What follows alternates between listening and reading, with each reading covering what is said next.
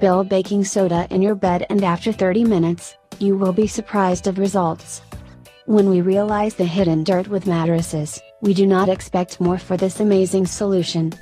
You may not want to admit it or simply do not think about this, but the mattresses are full of germs and dirt.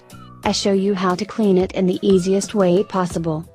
We are used only to change the bed sheets, and wash them, and all our life we think this is enough. We think the mattress is clean, because it was just dirty the bed sheet.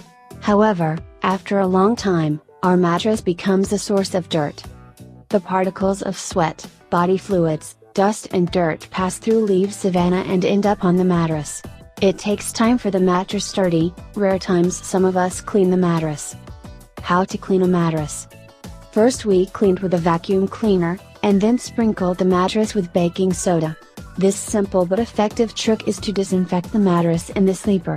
Baking soda will kill bacteria, then vacuuming to remove dust, and then you can spray the mattress with water to which has been added a few drops of an essential oil to have a pleasant smell.